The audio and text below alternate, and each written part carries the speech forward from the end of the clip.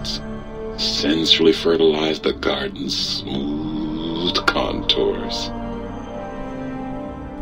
The garden sent back a polite refusal, saying it had prior commitments with a vault it had helped infect before the war. The book chute continued to devour all seditious materials until it nearly choked on a paperclip. It adamantly maintained it was a Chinese paperclip, and the whole thing had been an elaborately orchestrated assassination attempt. Whatever the reason, it slowed down for a while, carefully appraising each document and clipboard that came to it. The light switches continued to bicker and flicker. This persisted until the day someone dropped a flashlight in the sink, and the two of them united in their hatred of the showboat. The sink continued to ruthlessly scrub any particulate matter that came near it. Eventually, it gained access to the magneto-hydraulics plant and nearly flooded all the big empty in an attempt to scrub the crater clean. The toaster continued its psychotic spree, reducing all appliances in range to scrap electronics and spare parts. After one of its more psychotic episodes, however, the other sink personalities decided enough was enough and dumped the toaster in a bathtub. Sparking and hissing, the toaster swore its enemies would rue the day when they had bread and no way to toast it. Oh, that would be terrible. Muggy did his best to collect coffee cups, although in his quest, he accidentally trapped himself in Higgs Village. It might have been the end for poor Muggy. Except, he found it peaceful there, tidying up the kitchens of the think tank professors back when they had been flesh and bone. Well, except for Dr. O, who was an asshole for having created Muggy in the first place. Muggy left O's house deliberately dirty, punishing the dishes and cups that lived there in blind revenge for serving Dr. O.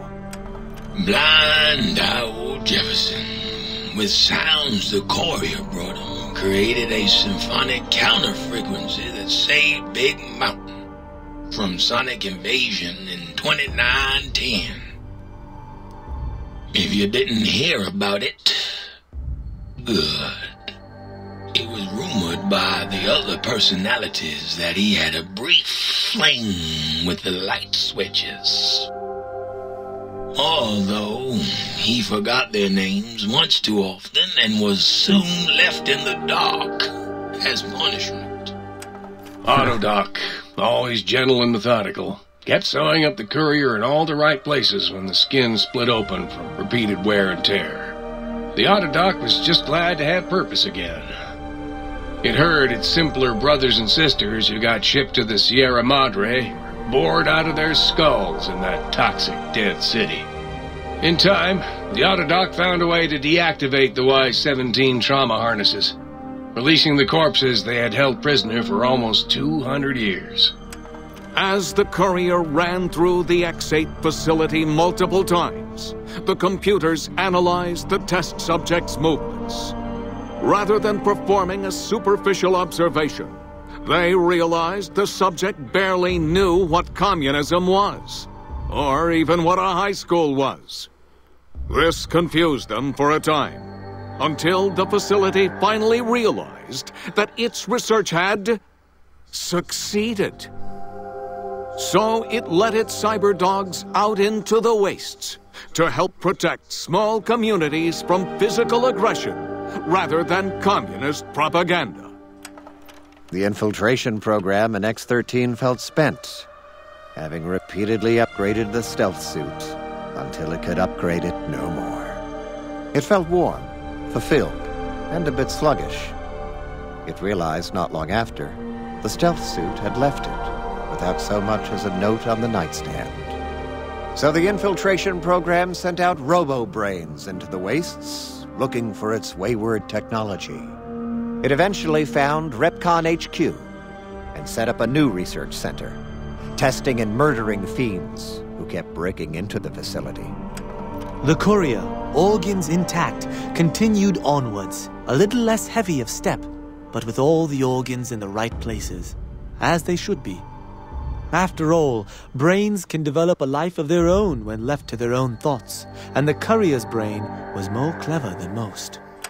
Dr. Klein and the think tank remained alive, unaware of the world outside.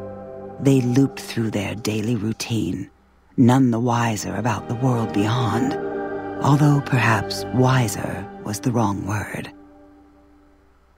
The world outside belonged to the courier, and if anyone would shape it, well, the courier had already called dibs.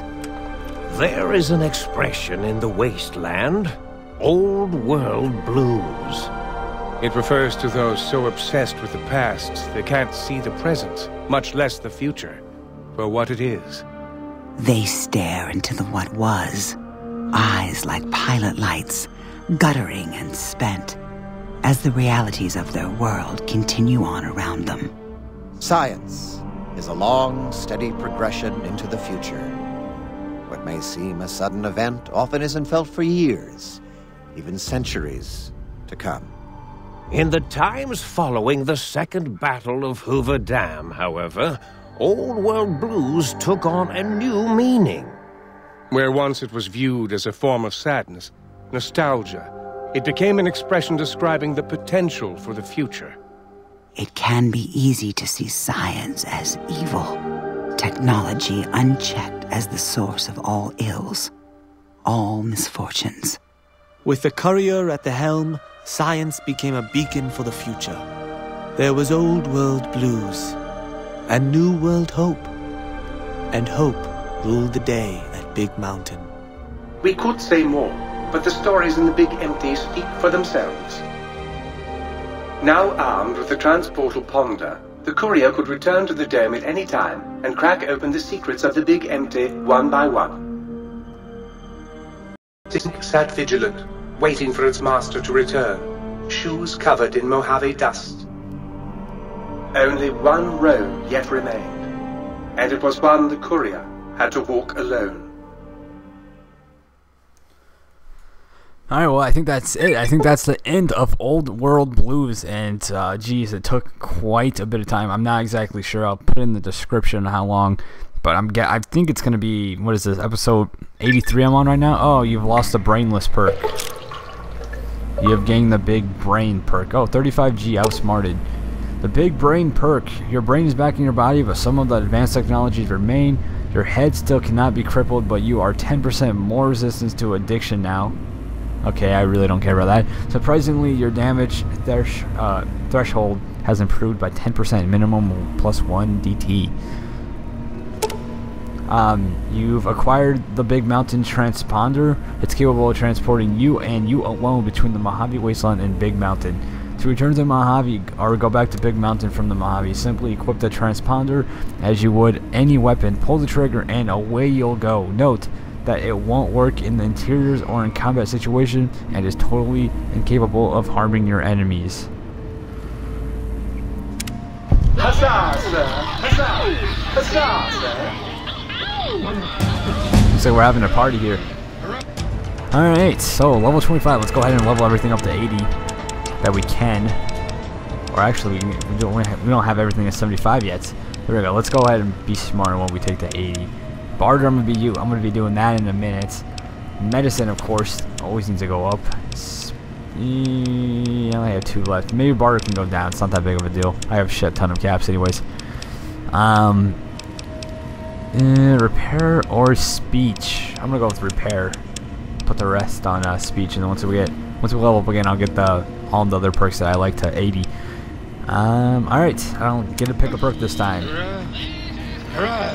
Or all my other skill points. Did I say all my other perks to 80? All my other skill points. So anyways, we are at Big Mountain, and we can leave and come back at any time. This was surprisingly the end of the game. I mean, at the end of the DLC, and it's very nice that I can come back here because there's a lot of shit I can do. But I'm gonna end it here, and when we come back, we will be traveling back to the Wasteland and deciding what DLC to do next. So I'll see you guys next time. Thank you very much. Have a good one.